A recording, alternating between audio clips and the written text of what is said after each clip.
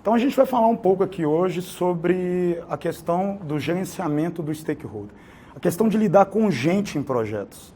Eu vejo muito, eu acho importante o que o Roberto falou, metodologias ágeis, metodologias tradicionais, mas eu tenho observado nesses anos que eu tenho trabalhado com projetos, uma dificuldade sistemática de gerente de projetos e pessoas que trabalham em projetos em lidar com gente. Eu acho que muitos de vocês vão concordar comigo. Eu já tive a oportunidade de trabalhar com pessoas assim de currículo fantástico, fantástico. Assim. Você olhava assim, você quase chorava olhando o currículo do cara, mas que tinha pouca habilidade de lidar com gente. E eu, muito sinceramente, acredito fortemente que esse é o grande diferencial de sucesso. Eu não estou aqui descartando a importância do método, do conhecimento, tanto que eu investi nisso durante muitos anos, tenho várias certificações, fiz mestrado, etc. E comecei a trabalhar em projetos como muitos de vocês devem ter começado. Um dia um cara olhou para mim e achou que eu tinha jeito para trabalhar com projeto. Falei assim, cara, quero te fazer um convite. Né? Toca esse projeto aqui. E foi essa palavra que ele usou, que é uma palavra infeliz. Eu sempre falo com meus alunos, gente, a gente não toca projeto. Elimina isso do seu vocabulário, né? É horrível. Ok. E eu desenvolvi uma carreira na indústria, na área de logística. Só que hoje eu percebo que esse cara teve um insight muito importante ao me convidar. Eu lembro da conversa que eu tive com ele. Eu entrei dentro da sala e falei assim, poxa, cara, por que você quer que eu trabalhe com um projeto? Eu sou administrador de formação. É uma indústria de autopeças que fazia sistema eletroeletrônico. Né? Basicamente, quem desenvolvia o projeto era um engenheiro. Aí o cara virou para mim e falou assim, gerente de projeto. Eu não me imaginava trabalhando com um projeto. Aí ele virou para mim, Fernando, eu preciso de um cara como você. Mas por que você está me convidando? Cara, porque você sabe lidar com gente. Você tem uma habilidade muito boa de lidar com pessoas. E o nosso problema aqui hoje é esse. Eu tenho muita gente técnica, e as nossas formações, as nossas graduações, elas são essencialmente técnicas, né? Quantas disciplinas? Quem fez engenharia aqui? Quantas disciplinas de habilidades interpessoais fez na faculdade? Alguma coisa ligada à gestão, à negociação, à liderança? Pouquíssimas, né? Então a gente não tem muito isso na nossa formação, a gente tem que buscar a formação complementar. E é uma coisa que eu sempre me preocupei, fez parte da minha formação como administrador e era importante para trabalhar com logística. Né? A questão do relacionamento, tal, muitos stakeholders para lidar. Então aí o cara falou, cara, você é o cara que eu preciso. Eu falei, cara, mas eu não entendo nada de projeto. Então isso aí eu fui correr atrás para entender. Aí eu fui estudar, fiz MBA, fiz mestrado. Como o Roberto brincou aqui, resolvi fazer uma coligação, né? Uma coligação partidária. Toda a certificação possível eu fiz na busca do conhecimento técnico necessário. Mas uma coisa que sempre fez diferença foi isso. E eu vou citar aqui algumas habilidades durante a minha explanação que fizeram e ainda fazem diferença. E eu defendo muito isso nos projetos que eu atuo e dentro de sala de aula. Para o aluno que a gente está formando, da importância, sim, da gente buscar esse conhecimento técnico, ele é importante, mas a gente desenvolver também essas habilidades interpessoais. Tudo isso que o Roberto falou é importantíssimo, mas alguém tem que vender isso, entendeu? Alguém tem que influenciar para isso acontecer. Se a gente não tiver essa ou essas pessoas, não funciona. Eu tenho observado nos meus projetos de consultoria que o problema não é desenvolver o template, a metodologia, é fazer com que o template fique vivo na organização. Isso requer gente fazendo isso, fazer com que a metodologia fique viva na organização. E hoje, uma coisa fundamental para se ter sucesso é construção e manutenção de relação. E para você conseguir fazer isso, você precisa juntar uma série de habilidades aí. Bom, vamos falar um pouco do projeto. A empresa que eu tive a oportunidade de desenvolver esse projeto chama-se Yazaki Automotive. Não sei se alguém ouviu falar. Como muitas grandes corporações japonesas, é uma empresa familiar de mais de 200 mil funcionários que fatura algumas dezenas de bilhões. E está presente no mundo inteiro, inclusive aqui na América do Sul. E hoje lidera o mercado dela. Essa empresa ela desenvolve sistemas elétricos para carro, popularmente conhecido como chicote, que eu descobri dando aula pela Project Lab que chicote em Salvador é palavrão. Alguém sabe disso? Tomar cuidado com isso lá. Então, assim, em 2015, eu estava atuando com alguns projetos de consultoria, em função dessa crise toda, eu recebi um convite para atuar nessa organização como gerente de programa do primeiro projeto global dessa empresa para um cliente dela, um dos principais clientes dela, que é o Grupo FCA, Grupo Fiat Chrysler Automotive. É um projeto que vocês estão vendo na rua aí, que é o Jeep Compass. E era o primeiro projeto global dessa empresa, e ela precisava de um gerente de programa com experiência. Eu tinha atuado 10 anos como gerente de programa na concorrente dela, que é uma empresa americana, Delphi. E aí, em função dessa experiência, eu fui convidado e assumi esse projeto em 2015. Com um desafio muito grande para todo mundo, não só da FCA, mas para os fornecedores envolvidos com esse projeto. Um projeto global ia ser produzido em 4 mercados. Está sendo produzido em 4 mercados, né? Brasil primeiro, olha a responsabilidade nossa. Depois México, para o mercado americano, China e, por último, Índia. O primeiro lançamento foi o nosso, em 2016. E aí, qual que é o desafio relacionado a stakeholder? Esse é um projeto em que a gente tinha times aqui no Brasil e nesses outros países. E quem tinha toda a liderança do projeto eram os americanos, né, que tinham toda a parte do desenvolvimento, do produto. E, óbvio, a gente tinha uma interface muito grande aqui também com os brasileiros aqui de Betim. Então, a gente tinha times do mundo inteiro envolvidos, aproximadamente entre 150 stakeholders de primeiro nível, fora os stakeholders de segundo nível. Então, gente, quando eu falo primeiro nível, gente que em algum momento você tinha que falar. Né? E aí o grande desafio é, como é que nós vamos lidar? Tenta imaginar a complexidade da comunicação desse negócio. Tenta imaginar que se preencher, como a primeira vez que eu fui aprender a desenvolver projeto, o cara que eu aprendi on the job, ele falou comigo que plano de projeto era só cronograma. Né? Tenta imaginar você desenvolver um plano de projeto, desenvolver artefatos de projeto para um projeto dessa magnitude. Então é um grande desafio. E a gente, como a gente estava aqui na frente, a gente tinha o desafio de compartilhar lições aprendidas com o resto do mundo. Né? Porque a gente estava na liderança, ia ser o primeiro mercado, e foi o primeiro mercado.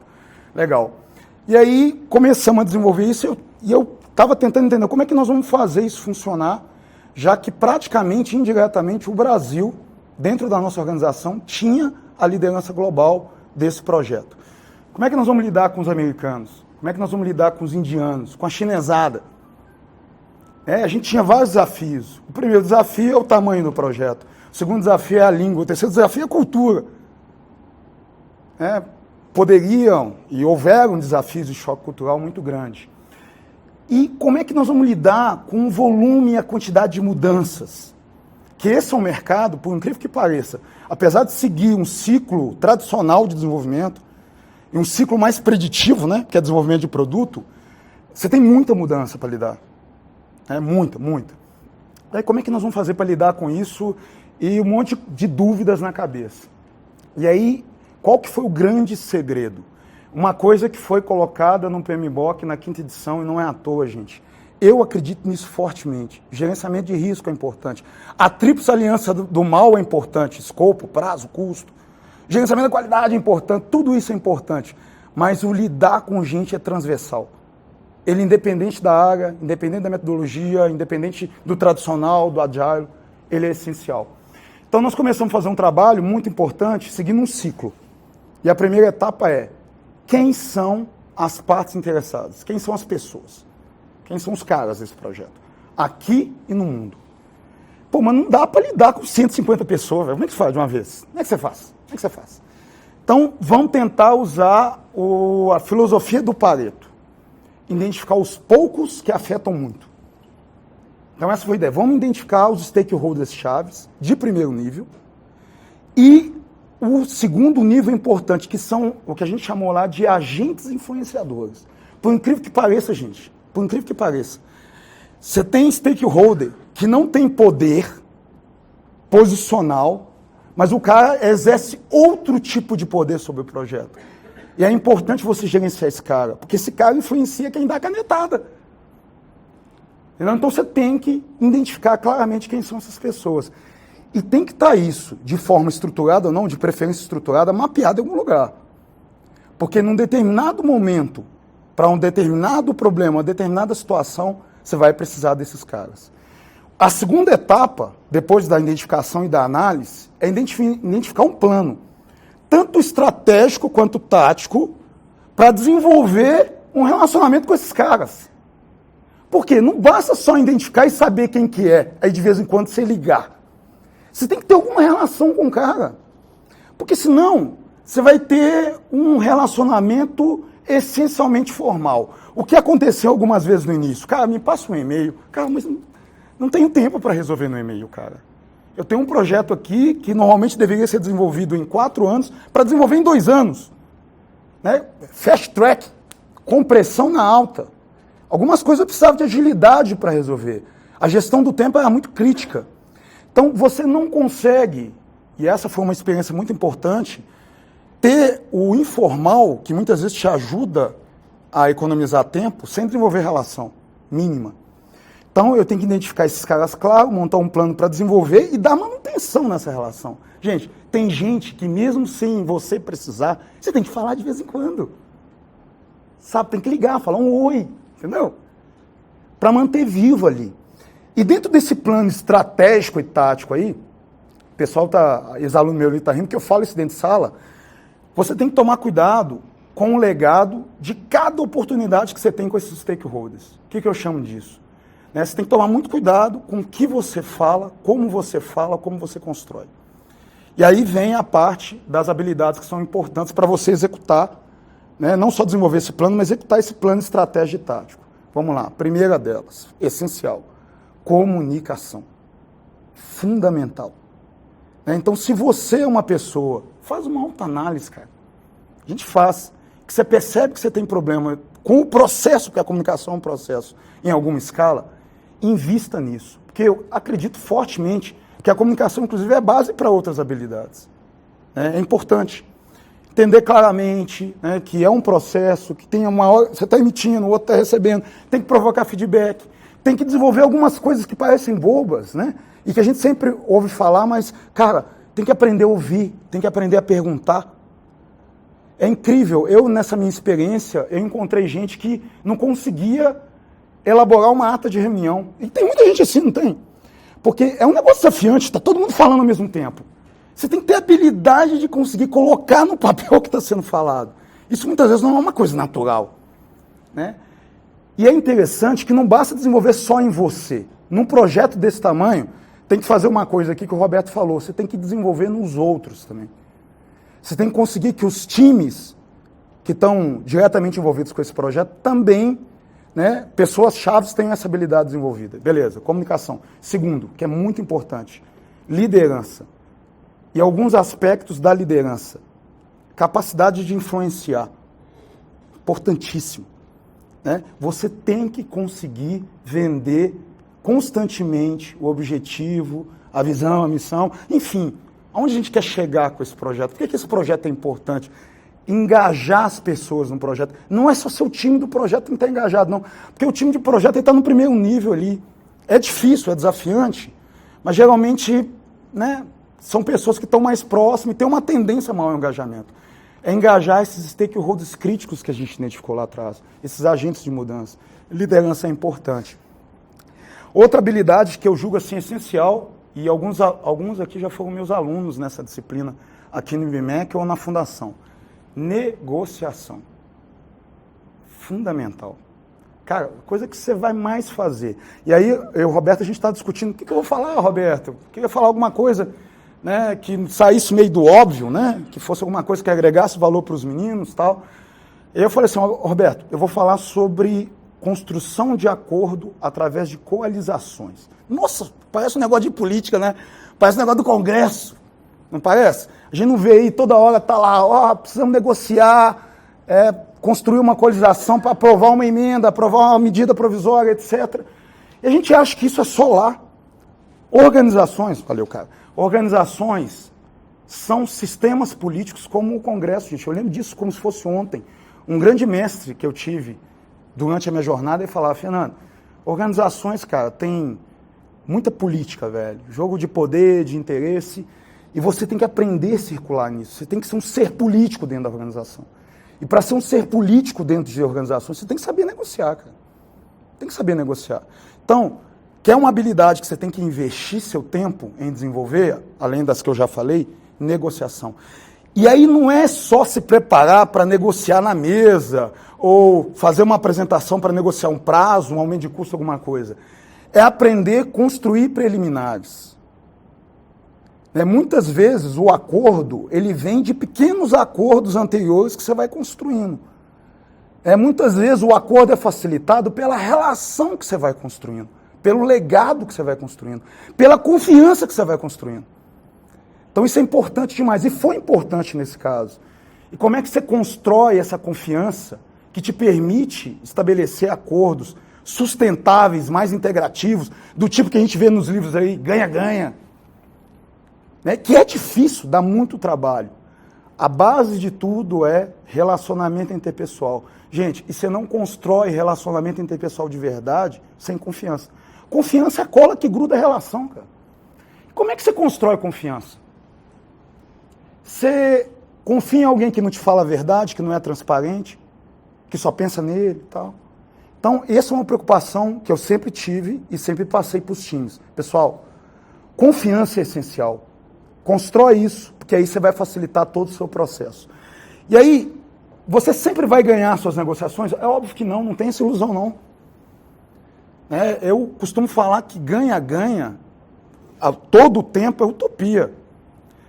Mas o que você tem que preocupar muito é com o processo. E eu falo isso muito com os meus alunos. Você tem que preocupar em deixar um legado em que a porta fique aberta. Muitas vezes você não vai chegar num acordo ali, mas não destrói a relação por causa de um acordo. Tem gente que faz isso, cara. Tem gente que age como vendedor de loja, tentando bater meta no final do mês, entendeu? Ele acha que só tem esse mês, tem mês que vem também, pô. Então toma cuidado com isso. Então, muitas vezes, pensar estratégico é perder aqui é ganhar lá na frente. Isso é pensar estratégico. Muitas vezes você está tendo uma... Não encara como uma perda, encara como um investimento na relação. Pensa nisso.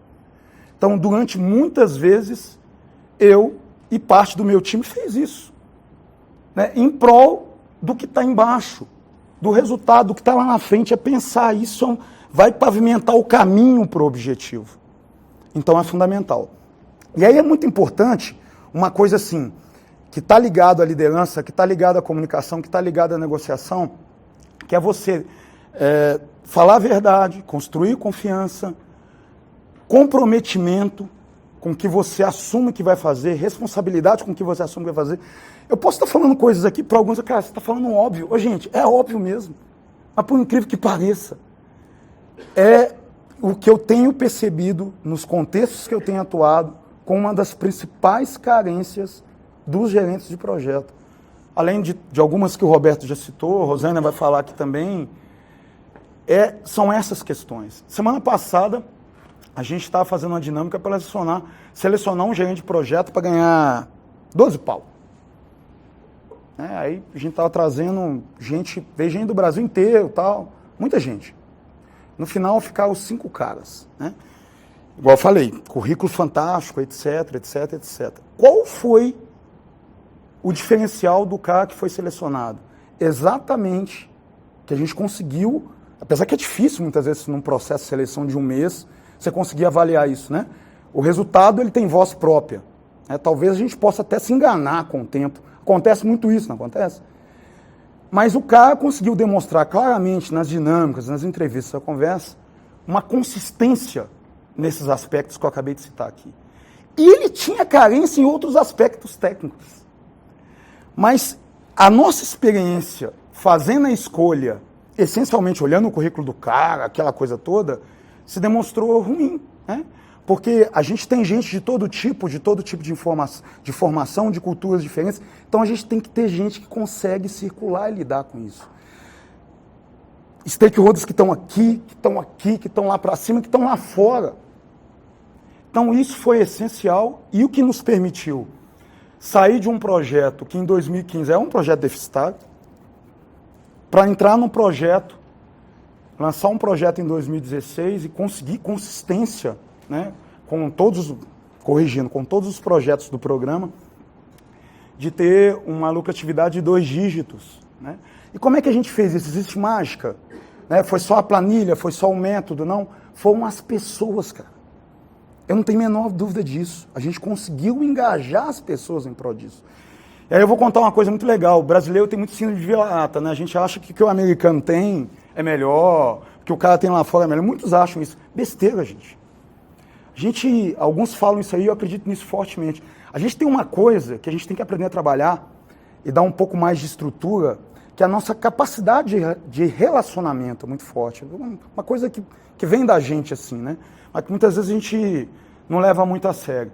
Se você dá um pouco de estrutura para isso, leva isso um pouco a sério, né? Combina essas habilidades, o céu é o limite. Estava contando para a Rosane aqui que a gente foi convidado agora para poder participar, né, de um projeto que não é um projeto global, é um projeto local, um projeto dos americanos, que eles querem que a gente não só compartilhe lições aprendidas, mas que a gente participe da condução. Porque eles estão tentando entender o segredo da agilidade, igual o Roberto falou aqui, né, o tal do ágil e tal. Porque a gente entrava nas reuniões globais, e isso é uma outra coisa muito importante, você ter um plano de comunicação, né, não só habilidade. Então toda semana a gente falava, toda semana a gente mantinha a comunicação constante com esses stakeholders.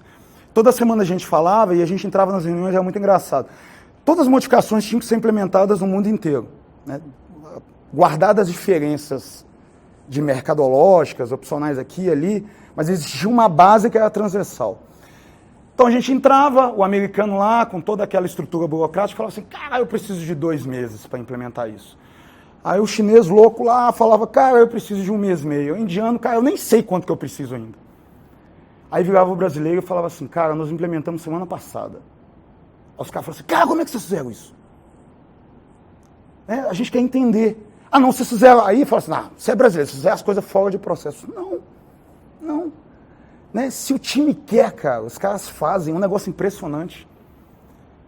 E encontra caminhos, isso que eu acho legal a gente ter esse engajamento do time para aflorar essas coisas que são importantes em projeto também. Criatividade, né? Soluções alternativas, muitas vezes que estão ali sem existência de caixa nenhuma, o cara nem vê caixa. Não é nem pensar fora dentro, o cara não vê caixa. Vamos encontrar uma solução para o negócio aqui. Então, para isso, tem que ter alguém ou um grupo de pessoas com essas habilidades que eu citei, para facilitar esse negócio todo. Senão não vai. Tá? Então, eu acho que o grande recado que eu queria deixar para vocês aqui hoje é que invistam sim em conhecimentos, invistam sim em métodos, invistam sim em certificações. Isso é importante. Isso também ajuda você a construir. Porque para ter você tem que ter o que negociar, você tem que ter o que comunicar, né? Tem que ter conhecimento para poder liderar, mas não se esqueçam das habilidades interpessoais, especialmente essas que eu citei aqui. E mais uma vez, projeto, a gente consegue sucesso gerenciando gente. Projeto é desenvolvido por pessoas, num primeiro, no segundo, num terceiro nível. Você tem que identificar quem são, onde estão, como elas podem ajudar e trabalhar em desenvolver relacionamentos sustentáveis. Relacionamento sustentável é pensando no futuro, estratégico, não é coisa pontual. Para que você possa ter condições de negociar melhor com essas pessoas, de influenciar melhor essas pessoas e aumentar suas chances de sucesso. Acho que esse era o grande recado. E, assim, é um projeto que a gente teve um grande orgulho em gerenciar, né? E acabou agora o último lançamento foi agora em 2017, na Índia. E a gente não teve, aqui no Brasil, a gente teve problemas, e até hoje tem alguns problemas, alguns desafios em outros sites, mas aqui no Brasil nós conseguimos fazer um lançamento de um projeto global, né, desenvolvido por brasileiros, na liderança de alguns brasileiros, sem falhas, né? Isso é uma coisa que chamou muita atenção da matriz, chamou muita atenção do mundo inteiro, e agora a gente está tendo essa oportunidade de compartilhar. Então, acreditem, gente, a gente pode fazer coisas fantásticas. Né? Se a gente conseguir combinar um conjunto de conhecimento, de habilidade, mas de atitude. Não adianta você só acumular. Eu creio que atitude não é um problema de quem está aqui. Né? Vocês, se dispuseram a vir aqui hoje, poderiam estar num bar, tomando cerveja, sei lá, fazendo outra coisa. Quer dizer que vocês estão buscando. Estão buscando conhecimento, estão buscando desenvolver habilidade. E a minha intenção aqui hoje, como o Roberto falou bem, o que a gente quer com meia hora? A gente quer provocar a reflexão. Você vai refletir, muitas vezes essas coisas que eu te falei aqui já te incomodam, certo? Só que reflexão por si só não é nada. Então reflete, transforma essa reflexão em alguma ação. Você tem que fazer alguma coisa. Sai daqui, entra no carro, faz uma autoavaliação. Como é que eu estou nesses aspectos? O que eu preciso melhorar nesse aspecto? Investe nisso. Não é só o meu exemplo desse projeto.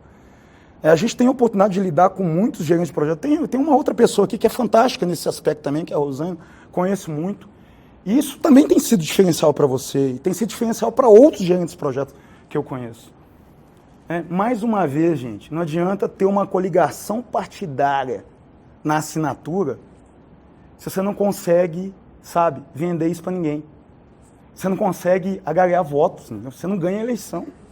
Não adianta. Coligação por si só não adianta nada. Tá? Então é isso o meu recado. Agradecer a Roberto pelo convite, agradecer vocês aí pela disponibilidade de ouvir. Eu, infelizmente, não consegui associar nenhuma piada ao negócio, mas tudo bem, nem sempre a gente consegue.